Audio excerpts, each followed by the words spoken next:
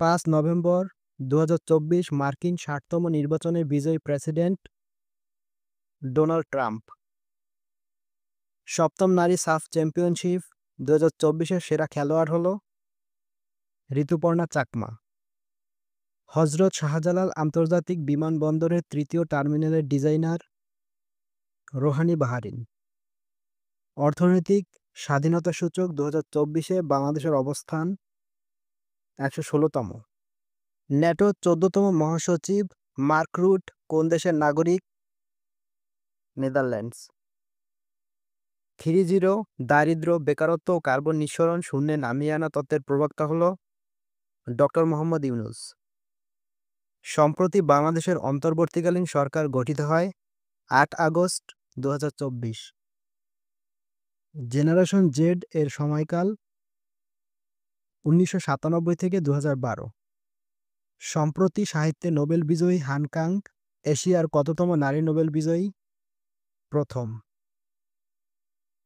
Ballon d'Or 2024 বিজয়ী পুরুষ খেলোয়াড় হল রুদ্রি।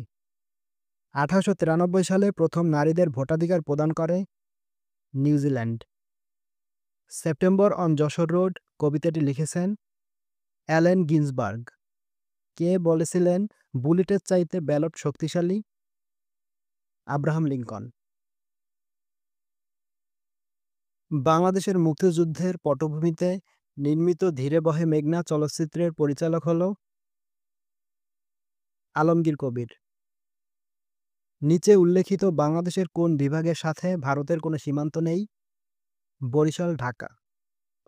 1964 সালে কোন লেখক নোবেল পুরস্কার প্রত্যাখ্যান করেছিল? জ্যাপল সার্ত্রে। 1973 সালে নির্মিত মুক্তিযুদ্ধ ভিত্তিক প্রথম ভাস্কর্যের নাম? Jagrata Chowrangi. The Republic, Statesman, Dialogue গ্রন্থের লেখক হল প্লেটো। ক্ষুদ্র নৃগোষ্ঠী কুকি কোন অঞ্চলে বসবাস করে? কক্সবাজার। ফিশরীয় সমীকরণ কিসের সঙ্গে সম্পর্কিত? মুদ্রার পরিমাণের সঙ্গে সম্পর্কিত। যে প্রতিষ্ঠান 3বার শান্তিতে নোবেল পুরস্কার পেয়েছে? আইসিআরসি। নবান্ন কার চিত্রকর্ম? জয়নুল আবেদিন। হালদা নদীর উৎপত্তিস্থল কোন জেলায়? খাগড়াছড়ি জেলায়। কর অন্তর্ভুক্ত রাজস্ব নয়, টোল ও লেভি।